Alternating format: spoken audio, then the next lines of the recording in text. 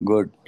Avatar Meher బాబాకి జై. ఈరోజు హవ్య మాస్టర్ వర్క్స్ అనేది నేను ఇక్కడ సంగారెడ్డిలో ఉన్నా గనక ఆ బుక్ ఇక్కడ లేదు. బట్ డిస్కోర్సెస్లో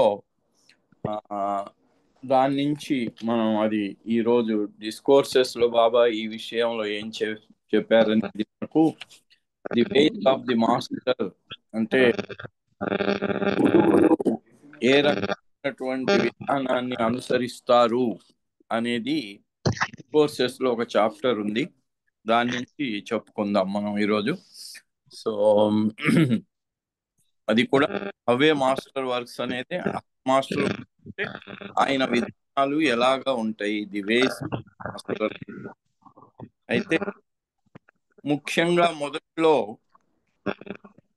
గురువులు ఎవరైతే ఆధ్యాత్మిక మార్గంలో ప్రవేశించటానికి వారు ఆ సిద్ధంగా ఉన్నారో, వారి లోపల ఆ అర్హత ఆల్రెడీ కలిగి ఉందో వాళ్ళకి ఈజీగా తెలిసిపోతుంది. బాబా అనేవారు, మీ జీవితాలన్నీ కూడా నాకు ఓపెన్ బుక్, తెరిచిన పుస్తకం లాంటిది. ప్రతి ఒక్కరి జీవితం, ఒకళ్ళదే కాదు, ప్రతి ఒక్కరిది. ఎందుకంటే ఆయన, మనం ప్రేయర్లో కూడా చదువుతాం కదా, you are the soul of souls. అన్ని జీవాత్మల్లో ఉన్నది అవిభాజ్యంగా అన్ని జీవాత్మలతో కలిసి ఉన్న పరమాత్ముడు. మనకే తెలియదు, మన లోపల ఉండేటువంటి ఆత్మ పరమాత్మ ఒకటనే విషయం మనకు తెలియదు, కానీ ఆయనకు తెలుసు. మనమందరం కూడా ఆయన యొక్క ఆ పరమాత్మ స్వరూపంలో భాగమై ఉన్నాము, అంతర్భాగమై ఉన్నాము అనే విషయము ఆయనకు తెలుసు, కానీ మనకు తెలియదు. ఎందుకు? మనం అజ్ఞానంలో ఉన్నాం. అందుకని సద్గురువు ఎప్పుడు కూడా ముందుగా ఎవరికైతే తను సహాయం చెయ్యాలో, ఎవరినైతే తన శిష్యుడిగా స్వీకరించి ఆధ్యాత్మిక మార్గంలో ప్రవేశపెట్టి ముందుకు తీసుకెళ్లాలో, ముందుగా అతనితో సంబంధాన్ని ఏర్పరచుకుంటారు. ఆ సంబంధం ఎలా ఏర్పరచుకుంటారనే విషయానికి వెళ్తే అది చాలా విచిత్రంగా ఉంటుంది. బాబా చేసినటువంటి పనులు ఎలా ఎలా బాబా దగ్గరికి ఆయనకు సేవ చేసేవాళ్ళు, ఆయన్ను గురువుగా, దేవుడిగా, సర్వంగా అంగీకరించిన వాళ్ళు, అది ఆయన దగ్గరికి ఎలా వచ్చారు అని చూస్తే చాలా తమాషాగా ఉంటుంది. అప్పారావు గారికి బాగా ఏదైనా శాస్త్రి గారు ఆయన ఎప్పుడూ చెప్తుండేవారు, ఆయన ధర్మారావు నాయుడు ఎగ్జిక్యూటివ్ ఇంజనీర్, శాస్త్రి గారు కూడా ఇంజనీరు. ఆయన పై స్థాయిలో ఆయన ఉండేవాడు. అప్పుడు ఇద్దరు కలిసి పనిచేసేవాళ్ళు. ఆయన ఎప్పుడు కలిసినా మెహర్ బాబా గురించి చెప్పి మెహర్ బాబా ఫోటో, మెహర్ బాబా బుక్ ఇచ్చేవాడట. శాస్త్రి గారు రాగానే ఇంటికి వచ్చి ఆ స్టోర్ రూమ్ లో విసిరి పారేసేవాడట. సో అలా కొంతకాలం గడిచింది. బాబా శాస్త్రి గారు అంటారు, అలా ఆ పుస్తకాన్ని నేను స్టోర్ లో వేసుకున్నందుకు తర్వాత ఎప్పుడైతే బాబా మీద ఎక్కువ సాక్షాత్తు అవతారుడు అనే విషయం లోపల రూఢిగా ప్రకాశం గారు వీడియో మీరు మ్యూట్ లో ఉండండి జయబాబా. అప్పుడు ఇక నేనే ఎంతో మందికి అలా బాబా పటాలు, బాబా పుస్తకాలు ప్రింట్ చేయించి అందరికీ పంచే అటువంటి పని నేను చేయవలసి వచ్చింది. కానీ మొదట్లో అలా జరిగింది అని. ఎందుకంటే ముందుగా విశ్వాసం ఒకటేసారి రాదు, కొంతమందికి వస్తుంది. ఆయన్ని చూడగానే ఈయనే భగవంతుడు, ఈయనే ఇది అని వస్తుంది. అది నొరీనా మ్యాచబెల్లి. ఆమెకు జీన్ ఎడ్రియల్ బాబా గురించి చెప్పిన తర్వాత నవ్విందట. ఓహో, మీ ఇండియన్ మాస్టర్ వస్తున్నారు, సరే ఆయన వచ్చినప్పుడు నీకేం అనుభవం కలిగింది అంటే, ఈమె ఏదో తెలియని ఆనందం, తన్మయత్వం, కళ్ళ నుంచి అశ్రుధారలా కారిపోయినాయి అంటే ఆమె హాస్యంగా అందట, ఓకే నేను కూడా కలిసి మీ గురువు గారిని నేను కూడా ఆ కన్నీళ్లు పెట్టుకునే ప్రయత్నం చేస్తాలే అందట. అది తమాషాగా అంది ఆమె, ఎందుకంటే అప్పటికి ఇంకా బాబాను చూడలేదు, బాబా మీద నమ్మకం లేదు. అయితే ఆమె అదృష్టం ఎంతది అంటే, బాబా ఎయిర్పోర్ట్లో కాలు మోపినప్పటి నుంచి ఆమె కన్నీళ్లు ప్రారంభమైనాయి. ఇంకా బాబాను చూడనే లేదు, బాబా దగ్గరికి వెళ్ళనే లేదు, బాబా వచ్చిన విషయం కూడా ఇంకా ఆమెకు చెప్పబడలేదు. కానీ బాబా అమెరికా భూమి మీద ఫ్లైట్ దిగి ఆ కాలు మోపిన క్షణమే ఆమెకు ఇక ఇది కన్నీళ్లు ప్రారంభమైనాయి. ఇక వెళ్ళి బాబాను కలిసిన తర్వాత బాబా దగ్గర ఆమె నిగ్రహించుకోలేనంతగా దుఃఖించటం మొదలుపెట్టింది, కన్నీళ్లు ఆగటం లేదు. అయితే ఆమె పక్క ఆ రూమ్లో బాబా ఉన్నాడు, ఇలా కన్నీళ్లు ఆగటం లేదనే అటువంటి దాంట్లో ఆమెకు బాగా సిగ్గుగా ఉండి, ఇలా నేను ఆ బాబా ముందర చాలా మంది ఉన్నారు దర్శనార్థులు, వాళ్ళ ముందుకి ఎలా వెళ్ళాలి ఇలా అని పక్క రూమ్లో ఉండి ఆ కిటికీ వైపు చూస్తూ ఆగని కన్నీరును ఎలా ఆపుకోవాలి అని ప్రయత్నిస్తూ ఉంటే, వెనక నుంచి ఎవరో వచ్చి ఆమె భుజం మీద ఇలా చెయ్యి వేశారు. ఎవరా అని వెనక్కి చూసింది, ఎవరు? బాబా. అలా ఆమెను ఆ టచ్ చేసి దాంతో ఆమె కన్నీటిని ఆయనే ఆపి ఆలింగనం చేసుకొని చేస్తే ఇంకా ఆమెకు ఇన్స్టాంటేనియస్గా ఆ క్షణంలోనే ఆయన సాక్షాత్తు అవుతాడు. ఆమె మేరీ మ్యాగ్లిన్ ఇది నాటకాలలో పాల్గొనేది, దాదాపు 1000 పర్ఫార్మెన్స్లు ఏవో చేసింది అని చెప్తారు. ఆమె నొరీనా మ్యాచబెల్లి చాలా అందంగా ఉండే ఆమె, ఆ స్టేజ్ యాక్ట్రెస్ కూడా. ఆమె అలా ఆ జీసస్ క్రీస్తు ఎడల ఏర్పడినటువంటి భావన, అది ఈయన సాక్షాత్తు జీసస్ క్రీస్తే ఇప్పుడు మెహర్ బాబాగా వచ్చాడు అనే అటువంటి ఆ విశ్వాసం ఆమెలో కలిగింది. ఎందుకు? ఆ అనుభూతి ఏదైతే హాస్యంగా చెప్పిందో, మీ గురువు గారు వస్తే చూసి నేను కూడా కన్నీళ్లు పెట్టుకుంటాలే అన్న ఆమె వశం కాకుండా ఆపుకునే అటువంటి ఆ వశం కాని అసమర్థతతో అలా ఆయన గురించి దుఃఖించటం వల్ల అప్పుడు ఆమెకు అర్థమైంది, ఐఎమ్ డెస్టిన్డ్, ఆయన దగ్గరికి చేరటం అనేది, ఆయన అలా నన్ను తన దగ్గరికి లాక్కున్నారు. అందుకే బాబా అనేవారు, it is my love for you that has brought you to me. నా ప్రేమే మిమ్మల్ని నా దగ్గరికి తీసుకొని వచ్చింది అని బాబా చెప్పటం మనం విన్నాం. అలాగే చాంజీ, మరి మొట్టమొదటి సెక్రటరీ బాబా దగ్గర ఉన్నతను, బాబా చౌపాటి బీచ్కి వెళ్ళారు.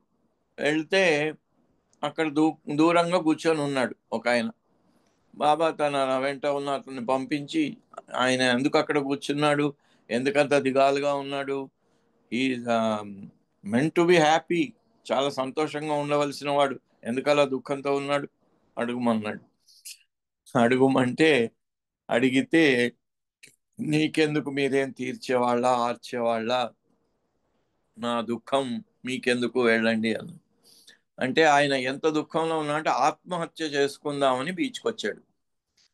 అలాంటి సందర్భంలో వెళ్ళి తన దగ్గరికి పిలిచి, నేను కూడా ఒక సినిమా తీస్తున్నాను అంటే, ఆయనంతా జగన్నాటకమే కదా, పెద్ద సినిమా, సో దాంట్లో నువ్వు పాత్రధారివై ఉండే అవకాశం నీకు ఇస్తాను రా అని పిలిచి తీసుకెళ్ళాడు. ఆయనకు అక్కడ సినిమా హాల్ ఉండేది బొంబాయిలో, అందమైన భార్య ఉండేది, ఒక పార్ట్నరు.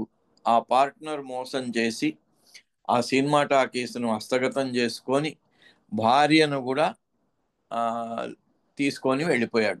ఆ భార్య కూడా ఆయన వెంట వెళ్ళిపోయింది.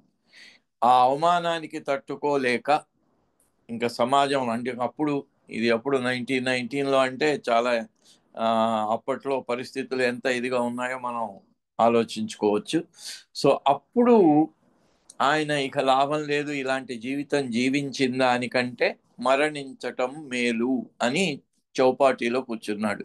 కానీ ఆయనకేం తెలుసు, ఆయన ఎన్ని జన్మల పుణ్య ఫలమో అవతారుడికి ఆయన సెక్రటరీగా అవతారుడికి అంత పెద్ద, మరి చాంజీ రాసిన డైరీసే ఈరోజు లార్డ్ మెహర్ అయితేనేమి, వేరే విషయాలు ఏవైతేనేమి అన్నీ కూడా చాంజీ పగలంతా బాబాతో ఉండేవాడు. బాబా అక్షర ఫలకం చదివేవాడు. తర్వాత రాత్రంతా కూర్చొని టైప్ చేసుకునేవాడు. ఆ రోజుల్లో చిన్న టైప్ మిషన్లు ఆయన తర్వాత మళ్ళీ మణి కూడా అలాగే టైపింగ్ చేసి అంత ఆ రికార్డు పెట్టి కరస్పాండెన్స్ చేయటంలో, అట్లాగే ఈయన కరస్పాండెన్స్ చేశాడు. అలాగే గాంధీజీతో కూడా కరస్పాండెన్స్ చేశాడు చాంజీ. జైలుకు వెళ్ళి వచ్చారు రంజు అబ్దుల్లా, చాంజీ ఇద్దరు కూడా. సో అలాంటి ఆయన్ను, అంటే సద్గురువు కానీ అవతారుడు కానీ ఎవరికైతే ఆధ్యాత్మికంగా వారిని ముందుకు నడిపించే బాధ్యత తీసుకుంటారో వారిని ముందుగా తన దగ్గరికి రప్పించుకొని వారితో పర్సనల్ రిలేషన్షిప్ ఎలా ఉంటుందండి, ఇంకా ఆయన లేకపోతే మనం బ్రతకలేము అనే విధంగా ఆయనతో అంత సన్నిహితంగా వాళ్ళు ఒక్కటైపోతారు. అలా గురువు గారితో సన్నిహితమై ఒక్కటైపోవటం అనేది వాళ్ళు ఇలా ఇప్పుడు చాంజీ దగ్గరికి బాబా వెళ్ళి చౌపాటీలో చేయాల్సిన అవసరం ఏముంది అంటే, ఇందాకే నేను చెప్పినట్టుగా ప్రతి ఒక్కరి జీవితం ఓపెన్ బుక్, తెరిచిన పుస్తకం. అందుకే masters are always on the lookout for those who need and deserve their help. వాళ్ళకు అవసరమే కాకుండా వాళ్ళు దీని సద్గురువు యొక్క సహాయం వాళ్లకు అవసరమై ఉంది అనే అటువంటి విషయం తెలిసి వాళ్లను అలా తమ దగ్గరికి, ప్రాపంచికమైన పరిస్థితుల్లో వాళ్ళు విసిగిపోయి ప్రపంచం మీద విరక్తి భావంతో ఉన్న సమయంలో వాళ్ళని తమ దగ్గరికి రప్పించుకునే అటువంటి పద్ధతి సద్గురువులు, అవతారులు చేస్తారు. అయితే దీంట్లో ఏ కొద్ది మాత్రం ఉన్న ఆధ్యాత్మికమైనటువంటి వాసన, ఏ కొద్ది మాత్రం ఉన్నా కూడా అలాంటి వాళ్ళు నిర్లక్ష్యం చేయబడరు. అవతారులు కానీ సద్గురువులు కానీ వారు మరి ఎంతో అర్హత ఉండి ఆ సహాయానికి అర్హులైన వాళ్లను స్వయంగా దగ్గరికి తీసుకుంటే, కొంతమందిని ఇండైరెక్ట్గా వారి యొక్క సర్కిల్ ద్వారా, ప్రేమికుల ద్వారా ఇండైరెక్ట్గా కూడా తీసుకొని వాళ్ళకి అలాంటి సహాయాన్ని ఇవ్వటం జరుగుతుంటుంది. ఇక ఆ సహాయం ఎలా ఉంటుంది అంటే, ఆ సద్గురువు సహాయం లేకపోతే, మనం హవే మాస్టర్ వర్క్స్లో కూడా ఆమె నోరియన్ ఐవి జ్యూస్ రాసినట్టుగా సద్గురువు సహాయంతో వెళ్ళేవారు, సహాయం లేకుండా వెళ్ళేవాళ్ళు. అట్లాగే మనం క్రియేషన్ అండ్ ఇట్స్ కాజెస్లో కూడా బాబా ప్లేన్స్ అంటే భూమికలకు అంటిపెట్టుకొని ఉన్న స్వర్గాల గురించి చదువుకున్నాం పోయిన వారం, అవి చెప్పుకోవటం జరిగింది. అక్కడ సద్గురువు సహాయంతో వెళ్ళే వాళ్ళు ఎంత హాయిగా వెళ్ళిపోతారంటే, మార్గ మధ్యంలోని ఈ భూమికలకు సంబంధించినటువంటి స్వర్గాలలో, అంటే ఈ ఆకాశాలలో ఉండే ఆకర్షణలు, అవి వీళ్ళ మీద పని చేయకుండా వీళ్ళని తీసుకెళ్తూ ఉంటారు. కానీ సద్గురు సహాయం లేకుండా ముందుకెళ్ళేవారు ఆరో భూమిక దాకా వెళ్ళవచ్చు, కానీ వాళ్ళు వెనక ముందు అవుతూ వెళ్తుంటారు. సద్గురు సహాయంతో వెళ్ళేవాడు ముందడిగే కానీ వెనకడుగు ఉండదు. అంటే ఆగిపోవటం కానీ వెనకడుగు వేయటం కానీ సద్గురువు సహాయం చేసే ఆ సాధకుడికి ఉండదు. అయితే ఈ సహాయం చేసే ముందు ఇందాక నొరీనా కేసు చెప్పుకున్నట్టుగా మనం ఆ విశ్వాసం అనేది ముందు, ఏదైతే హాస్యంగా ఆమె నేను కూడా ఏడుస్తాను అన్నప్పుడు, బాబా అమెరికాలో కాలు పెట్టిన రోజు నుంచే ఆమె ఇంకా బాబాను చూడకముందే ఆమె ఏడవటం ప్రారంభించింది. కన్నీరు రావటం ప్రారంభించింది. లోపల ఉన్నటువంటి ఆ ప్రేమ అలా వ్యక్తీకృతం అయిపోవటం ఆమె గమనించింది. ఇదంతా ఎందుకు అంటే ఇంప్లిసిట్ ఫెయిత్, అంటే అచంచలమైన విశ్వాసం. వాళ్ళకి ఎవరినైతే ఆశ్రయించి తమ గురువుగా దైవంగా స్వీకరిస్తున్నారో, అవతారుణ్ణి స్వీకరించిన వాళ్ళు గురువు దైవం, సద్గురువును స్వీకరించిన వాళ్ళు కూడా సద్గురువు కూడా. ఆయన ఈయన దైవీ మానవుడైతే వాళ్ళు మానవ దైవం, మానవుడుగా పుట్టి దైవం అయిన వాళ్ళు. అందుకని ఆ గురువులో దేవుడు ఉన్నాడు, మనిషి ఉన్నాడు, దైవీ మానవుడు ఉంటారు. కాబట్టి గురువు దైవం రెండు ఆయనే. మనకు ఒక చోట అక్కడ ఒక ప్రస్తావన వస్తుంది, గురువు దైవం ఇద్దరు ఎదురెదురుగా నిలబడితే ముందుగా ఎవరికి దండం పెట్టాలి అని ఒక ప్రశ్న. ఇది ఒక ఆస్తికులు చేసినటువంటి ఒక చమత్కారపూరితమైనటువంటి ఒక దృశ్యం. అప్పుడు ఎవరికి దండం పెట్టాలి అంటే ఆ ప్రశ్న వేసినటువంటి ఆ వ్యక్తే చెప్తాడు, ముందుగా గురువుకు దండం పెట్టాలి. ఎందుకంటే గురువు దేవుణ్ణి చూపించింది గురువు కనుక. దేవుణ్ణి డైరెక్ట్గా మనం చూడలేం కదా, అందుకని దేవుణ్ణి చూపించింది గురువు కనుక ముందు గురువు గారి, ఆ గురువే దేవుడు. అంటే సద్గురువు కాకుండా ఉన్న గురువులు ఎవరైతే ఉంటారో వారు ఆధ్యాత్మికంగా కొంత సహాయం చేసినా కూడా సద్గురువు నడిపించినట్టు మార్గంలో శిష్యులను అలా నడిపించలేరు వీళ్ళు. ఎందుకంటే వాళ్ళు మార్గమధ్యంలో ఏ స్థాయిలో ఉన్నారో, వాళ్ళు ఏ స్థాయిలో ఉన్నారో ఆ స్థాయి వరకే వారిని ఆశ్రయించిన వారిని తీసుకువెళ్ళగలరు. ఉదాహరణ చెప్పుకుందాము, 40 స్టోరీడ్ బిల్డింగ్ ఉంది, ఒకళ్ళు 10వ స్టోరీలో ఉన్నాడు. రండి మిమ్మల్ని 40వ అంతస్తుకు తీసుకెళ్తాను అని తాడు వేశాడు అనుకోండి, వాడు ఉన్నదే 10వ అంతస్తులో, మిమ్మల్ని 40వ అంతస్తుకి ఎలా తీసుకెళ్తాడు? ఆయన వెళ్ళాలి ముందు 40వ అంతస్తుకి, వెళ్ళిన తర్వాతనే తీసుకెళ్ళగలరు. అందుకని కబీర్ దాస్ అంటాడు, కాను ఫూకా గురు హద్ కా బేహద్ కా నహీ, బేహద్ కా సద్గురు సోచ్ సమజ్ మన్మాహి. సద్గురువు అంటే సాక్షాత్ ఆయనే భగవంతుడైపోయి భగవంతుడిలో ఐక్యం పొంది మళ్ళీ మానవ చైతన్యాన్ని, ఈ ప్రాపంచిక చైతన్యాన్ని పొంది రెండిటి యొక్క సమ్మేళనంతో సృష్టిలో ఉన్న అందరూ బాటసారులకి సహాయం చేయటానికి వెనక్కి వచ్చిన వాడు. దాన్నే 4 జర్నీస్ కింద బాబా చెప్పటం జరిగింది ఈస్ట్ వెస్ట్ గ్యాదరింగ్లో. అలా 3వ ప్రయాణములు ముగించుకొని ఎప్పుడైతే అందరి కోసం జీవనం సాగించే సద్గురు ఉన్నాడో అతను మాత్రం ఇక ఆయనకు ఏ తిరుగులేదు, ఏదైనా చేయగలడు. కాకపోతే వీళ్ళకి తన పట్ల పరిపూర్ణమైనటువంటి విశ్వాసం కలిగిందా లేదా అనేది, ఆ పరిపూర్ణమైన విశ్వాసం కలిగిందా లేదా అనే దానికి వాళ్ళు పరీక్షించడం కూడా జరగవచ్చు. అందుకని ఎందుకు గురువు గారు ఆదేశం ఇస్తే, మనకు బాబా మై విష్ చెప్పటం లాగానే 31 జనవరి 1969 శరీరం చాలించే రోజున కూడా మొట్టమొదట్లో మంజిలేమీలో శిష్యులకు శిక్షణ ఇచ్చే రోజున కూడా చెప్పిన విషయము, ఆయన హఫీజ్ యొక్క 3 సూక్తులను చెప్పటం జరిగింది. Befitting a fortunate slave, carry out every command of the master without any question of why and what. ఎందుకు ఏమిటి అని ప్రశ్నించకుండా సద్గురువు చెప్పింది చెప్పినట్టు చెయ్యి. ఎందుకు అలా చెయ్యటం వల్ల నీకు ఆయన ఇవ్వటానికి వచ్చింది పరిపూర్ణంగా సిద్ధిస్తుంది. అలా నువ్వు చేయలేదనుకో, చేయలేదంటే అర్థం ఏంటి, ఇంకా నీలో నేను అనేది మిగిలి ఉంది.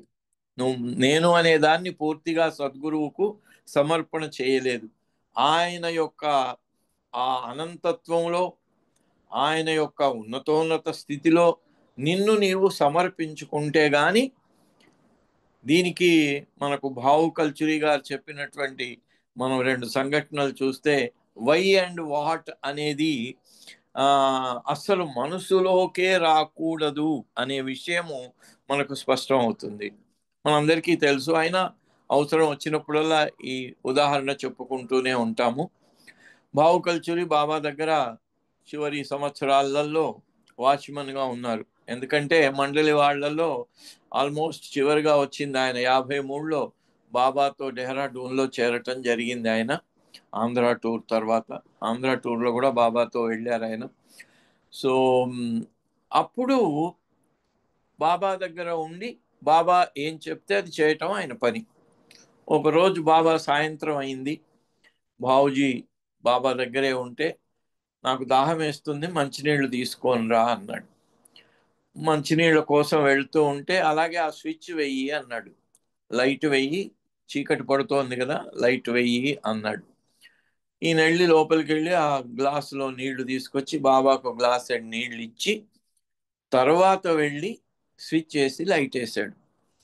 వేసి వెనక్కి రాగానే బాబా అంటారు, నువ్వు నేను చెప్పింది నేను అనుకున్నట్లుగా చెయ్యలేదు అన్నాడు. అదేంటి బాబా, మీరు మంచినీళ్ళు ఇవ్వమన్నారు, తర్వాత లైట్ వేయమన్నారు, అందుకని ముందుగా మంచినీళ్ళు తెచ్చిచ్చాను, తర్వాత లైట్ వేసాను, మీరు చెప్పినట్టే చేశాను కదా అన్నాడు. అంటే కాదు, మంచినీళ్ళు ఇవ్వమని అడిగాను, నువ్వు మంచినీళ్ళకు వెళుతూ ఉంటే చీకటి పడుతుంది, లైట్ వేయమన్నాను, నువ్వు అప్పుడు వెంటనే లైట్ వేయాల్సింది, లైట్ వేయకుండా వెళ్ళి మంచినీళ్ళు తెచ్చి ఇచ్చిన తర్వాత లైట్ వేసావు, నాకు ముందుగా లైట్ వేస్తే బాగుండేదని ఉండింది, కానీ నువ్వు అలా చెయ్యలేదు అని. ఎట్లా తెలుస్తుంది? ఎట్లా తెలుస్తుంది చెప్పండి? అంటే బాబా ఏమి కోరుకుంటున్నారో అది ఎలా తెలియాలి అంటే మనలో మన పనిచేసే బుద్ధి, మనస్సు, అహంకారం ఉన్నంత వరకు అది సాధ్యపడదట. అది లేకుండా మొత్తం ఆయన పాదాల చెంత అర్పణ చేస్తే, బాబా ఎప్పుడు కళ్యాణ్ సమర్థ రామదాస్ దగ్గర ఉన్నటువంటి కళ్యాణ్ అనే శిష్యుని ఉదాహరణ చెప్తూ ఉండేవారు బాబా. ఆ కళ్యాణ్ ఒకసారి ఇలాగే మధ్యాహ్నం గురువుగారు కూర్చొని అబ్బా ఎంత చీకటి అయిపోయింది అన్నమాట. మధ్యాహ్నం సూర్యుడు బాగా దేదీప్యమానంగా ప్రకాశిస్తూ ఉన్నాడు, చాలా వెలుగు ఉంది, అందరూ శిష్యులు కూర్చొని ఉన్నారు, అందరికీ వెలుగు కనిపిస్తుంది. ఈ కళ్యాణ్కి ఎప్పుడైతే గురువు గారా ఏమిటి చీకటి అయిపోయినట్టుంది అనగానే వాడికి చీకటి అయిపోయిందట. ఆయన మాటను అలా ఆచరించటమే కాదు, ఆ మాట సత్యంగా మారిపోతుంది. ఆయన వెంటనే లోపలికి వెళ్ళి లాంతరు వెలిగించి తెచ్చిపెట్టాడట. అందుకని బాబా ఎప్పుడు కూడా కళ్యాణ్ యొక్క ఆయన విధేయతను సూచించేవాడు. ఎందుకంటే గురువు గారు చెప్పిన తర్వాత అదేంటి గురువు గారు ఇలా అన్నారు, మిగిలిన శిష్యులందరూ అదే ఆలోచనలో ఉన్నారు. గురువు గారు తమాషాగానే ఉంటారు, ఇంత సూర్యుడు దేదీప్యమానంగా ప్రకాశిస్తున్నాడు, ఇంత వెలుగు ఉంటే చీకటి అయిందని అంటారు, గురువు గారు తమాషాగానే ఉంటారు అని మిగిలిన వాళ్ళందరూ గురువు గారి మాటను తమాషాగా తీసుకున్నారు. కానీ వాడికి చీకటి అయిపోయి వెంటనే ఒక లాంతరు వెలిగించి తెచ్చి పెట్టాలి అని వెళ్ళి లాంతరు వెలిగించి తెచ్చి పెట్టాడు. సో అది అక్కడ గురువు గారికి సమర్పణ భావము అంటే మనలో ఉన్న నేను అనే అటువంటి మన బుద్ధి, మనస్సు పని చేయకుండా ఆయన పాదాల చెంత సమర్పించబడినట్టయితే గురువు గారి మాటకు అది సమంజసమా కాదా అనే అటువంటి ఒక ప్రశ్న మనలో ఉదయించరు. అదే హఫీజ్ సూక్తిలో befitting a fortunate slave carry out every command of the master without a question of why and what. అప్పుడు బాబా ఎప్పుడైతే ఆ బావుజీని నాకు ముందు లైట్ వేస్తే బాగుండు అనిపించింది, తర్వాత నీళ్లు తేవటానికి టైం పడుతుంది కదా, నువ్వు లోపలికి వెళ్ళి నీళ్లు తెచ్చే లోపల నాకు అయ్యో లైట్ వేస్తే బాగుండేది అనిపించింది, అందుకని నువ్వు నేను అనుకున్నట్టుగా చేయలేదు. మర్నాడు రెండవ రోజు కూడా సేమ్ సిచ్యువేషన్ వచ్చింది. ఈయన బాబా అన్నాడు చీకటి అవుతుంది కదా, స్విచ్ చేయమన్నారు, ముందుగా స్విచ్ చేయమన్నారు, తర్వాత మళ్ళీ నాకు మంచినీళ్ళు తెచ్చిపెట్టు అన్నారు. ఇప్పుడు ఏం చేశాడు ఆయన, పోయిన గతము రోజు జరిగినటువంటి సీన్ జ్ఞాపకం వచ్చింది.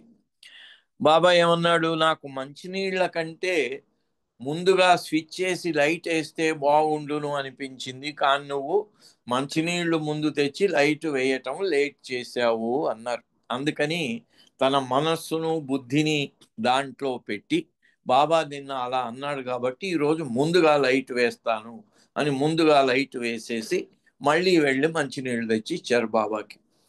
ఇవ్వగానే బాబా అన్నాడు, ఈరోజు కూడా నువ్వు నాకు కావలసిన విధంగా చేయలేదు, నేను అనుకున్నట్టుగా చేయలేదు. అదేంటి బాబా, నిన్న మీరు చెప్పారు కదా ముందుగా లైట్ వేస్తే బాగుండేది అని, అందుకని ఈరోజు ముందు లైట్ వేసాను, మంచినీళ్ళు తర్వాత తీసుకొచ్చాను అంటే, కాదు, ఈరోజు నాకు ముందుగా మంచినీళ్ళు కావాలని ఉండింది, లైట్ లేట్ అయినా పర్వాలేదు. అప్పుడు అనుకున్న అటు లోపల, అయ్యో నాకెలా తెలుస్తుంది ఇది మీరు అనుకున్నది అనుకున్నప్పుడు అప్పుడు బాబా అన్నట, నీలో అదే హఫీజ్ సూక్తి ప్రకారంగా వై అండ్ వాట్ అంటే గురువు గారు చెప్పింది సమంజసమా కాదా అని దాన్ని కూడా మనం ఒక ప్రశ్నతో ఒక దీంతో సముచితం అవునా కాదా అని మన బుద్ధి దాని మీద పనిచేస్తోంది. ఇది ఎందుకు చెప్పాడు అని. గురువుగారు పగలే చీకటి ఉంది అన్నప్పుడు ఇంత మధ్యాహ్నం సూర్యప్రకాశం ఇంత దేదీప్యమానంగా ఉంటే చీకటి అంటారేంటి, తమాషాగా అన్నారేమో అని సరిపెట్టుకున్నారు. కానీ వాడికి సరిపెట్టుకునే అటువంటి పరిస్థితి లేదు, వెళ్ళి లాంతర్ వెలిగించి తెచ్చిపెట్టాడు. అది బావుజీకి అప్పుడు అర్థమైందట, ఓహో నేను బాబానే అడిగి ఉండవలసింది, నా బుద్ధిని పెట్టే బదులు నా బుద్ధిని పెట్టి నిన్న బాబా ఇలా అన్నారు కాబట్టి ఈరోజు అలా చేస్తాననే దాంట్లో నేను నా బుద్ధిని పెట్టాను, నా మనస్సును నా ఆలోచనను దాంట్లో ప్రవేశపెట్టాను ఆయన యొక్క ఆదేశంలో. అది కూడా ఉండకూడదు. బాబాని అడిగి, బాబా ఈరోజు మీకేది ముందు చెయ్యాలి అని అడిగి ఉంటే అప్పుడు ఆయన బుద్ధిని ఆయన మనస్సును పక్కన పెట్టినట్టు అనమాట. అది ఇంప్లిసిట్ ఫేత్ అంటే అచంచలమైన విశ్వాసానికి అది తార్కాణం అన్నమాట. అచంచలమైన విశ్వాసం ఉన్నవాడికి వాడికి ఏ రకమైనది, అందుకే ఈ రిచ్ మండలి వాళ్ళందరూ అనేవారు 31 జనవరి 69 వరకు వాళ్లకు ఏమి ఆలోచించవలసినటువంటి పని పడలేదట. ఇంకా ఆ తర్వాత సడన్ గా బాబా ఆ శరీరాన్ని చాలించటము, అంతవరకు బాబా ఏది చెప్పితే అది చేయటమే వాళ్ళు నేర్చుకున్న విషయం. ఆ రోజు నుంచి మరి చెప్పే బాబా లేరు కదా, ఇప్పుడు ఏం చెయ్యాలి అని ఒక పెద్ద క్వశ్చన్ మార్క్, పెద్ద బ్లాంక్ అయిపోయిందట వాళ్ళకి. ఎందుకంటే వాళ్ళు స్వతహాగా వాళ్ళ బుద్ధిని మనస్సును ఉపయోగించటం మానేసి చాలా కాలం అయిందన్నమాట. అలాంటి ఇంప్లిసిట్ ఫేత్ గురువు గారిలో ఉండాలి అని చెప్పారు. చెప్పి బాబా డిస్కోర్సెస్లో దీనికి ఒక 3 ఉదాహరణలు చెప్పటం జరిగింది. అవి చెప్పుకొని ముగించేస్తాము.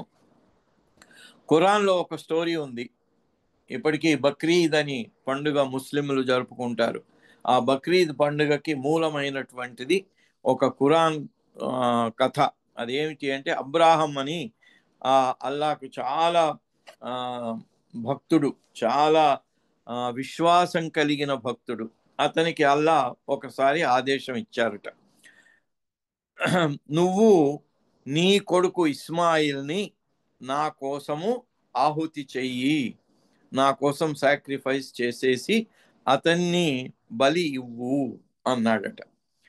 అయితే అప్పుడు అబ్రాహం ఎందుకు చెప్పాడు, నా కొడుకును నేను ఎలా చంపి ఇది చెయ్యాలి అనేటువంటి ఆలోచన రాలేదట. ప్రభువు చెప్పాడు కాబట్టి నేను దాన్ని తప్పనిసరిగా ఆచరించవలసిందే, దాని గురించి ఎందుకు ఏమిటి అని నేను ఆలోచించకూడదు అనే నిర్ణయం తీసుకొని అతను తన కొడుకైనటువంటి ఇస్మాయిల్ను తీసుకెళ్ళి ఆ బండ మీద పడుకోబెట్టి ఖడ్గం తీసుకొని ఆయన శిరస్సును ఛేదించటానికి ఖడ్గాన్ని లేపిన సమయంలో భగవంతుడే స్వయంగా అక్కడ కల్పించుకొని ఆ అబ్రాహం కొడుకు ఇస్మాయిల్ పక్కకు జరిపేసి అక్కడ ఒక మేకను పెట్టడం జరిగింది. ఆయన కత్తితో ఎప్పుడైతే కొట్టాడో మేక తల తెగిలింది. తెగిపోయింది. చూసి ఆశ్చర్యపడ్డాడు. ఏంటి, నేను నా కొడుకును పడుకోబెట్టి కొట్టాను, ఈ మేక ఎక్కడి నుంచి వచ్చింది అని. అయితే కొడుక్కు బదులుగా భగవంతుడు, అంటే without a question of why and what అనే ఆ రకంగా సిద్ధమై శిష్యుడు ఎప్పుడైతే ఆదేశాన్ని పాటించటానికి సిద్ధంగా ఉంటాడో ఆ భగవంతుడు, ఆయనే ఆ కరుణామయుడు అలా చేయటం జరుగుతుంది. అప్పుడు ఆ రకంగా మరి ఆ రోజుని ఇప్పటి వరకు కూడా బక్రీద్గా జరుపుకోవటం జరుగుతోంది. అలాగే గౌసాలి షా అనే అటువంటి అతను ఒక గురువు గారిని ఆశ్రయించాడు. ఆ గురువు గారికి చాలా విధేయుడై ఆయన ఏది చెప్తే అది చేసేవాడు. అది గంగా తీరంలో ఒక గుడిసెలో గురువు గారు ఉండేవారు. ఈయన కూడా గురువు గారి దగ్గర వెళ్ళి ఉన్నాడు. ఆయన ఏం చేశాడు, ఒకరోజు ఈ కడవ తీసుకెళ్ళి దీంట్లో నా కోసం మంచినీళ్ళు తీసుకురా, drinking, but only from mid stream అన్నాడు. గంగా నది మధ్యలో నుంచి మంచి స్వచ్ఛంగా ఉండే నీరు తీసుకురా అని ఆదేశించి పంపించాడు. అది మధ్య రాత్రి 12 గంటల సమయం. అయితే ఆయన ఏం చేశాడు, గంగా నదిలోకి వెళ్ళాడు. వెళితే చూస్తే అది వర్షాకాలం. గంగా నది 2 గట్లను పట్టుకొని ఫుల్గా ప్రవహిస్తూ ఉంది, హెవీ ఫ్లడ్స్. అప్పుడు ఆయన, ఎట్లా దీంట్లోంచి నేను ఎలా వెళ్ళాలి, దాంట్లో వెళ్తే నేను కొట్టుకుపోతానేమో అనే ఆలోచన కూడా వచ్చింది ఆయనకి. కానీ గురువు గారి ఆదేశం కదా, దాని గురించి నేను ఎందుకు విచారించాలి అని ఆ నీళ్లలోకి దిగిపోయారు.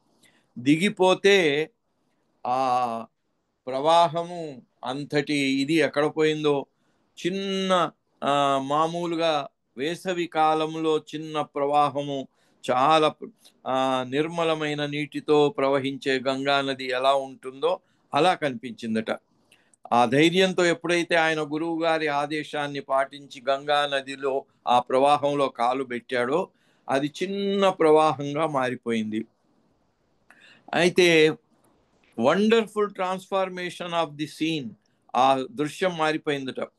ఆ పెద్ద పెద్ద అలలతోని పెద్ద పెద్ద శబ్దాలతోని ప్రవహించే ఆ నది చాలా turned into a thin stream and the vessel to be filled almost touched the river bed. అప్పుడు ఆ కడవను ఆ ప్రవాహంలో ముంచితే కింద ఆ ఇసుక కూడా తగిలిందట కడవకి, అలా మారిపోయిందట.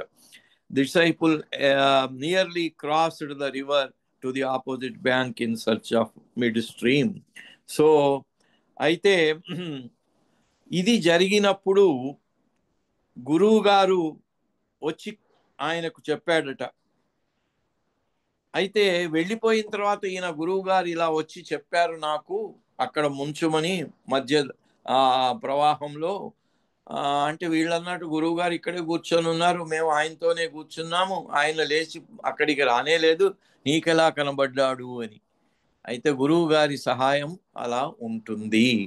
ఆ శిష్యుడిలో ఉండే విశ్వాసము, ఆయనలో ఉండే ఆ సర్వార్పణ భావము, అవి చెక్కు చెదరకుండా అచంచలంగా ఉండేలాగా గురువు గారి యొక్క సహాయం ప్రతి శిష్యుడికి అందుతూ ఉంటుంది. అది హవ్వే మాస్టర్ వర్క్స్ అంటే గురువు గారి చేసే విధానం ఎలా ఉంటుంది అనే విషయము మనకు దీంతో తెలుసుకున్నాం. నెక్స్ట్ వారం మళ్ళీ మన హవ్వే మాస్టర్ వర్క్స్ దానికి వెళ్ళిపోదాం. 3 నిమిషాలు ఎక్కువైనట్టు ఉంది. అవతార్ మెహర్ బాబా కి జై. జై బాబా అప్పరా. జై బాబు అండి, జై బాబు. ఎక్కువైనా కానీ చక్కటి విషయాలు చెప్పారు సార్. బక్రీద్వి, బాబు కల్చర్ గారివి చాలా విషయాలు చెప్పారు మీరు.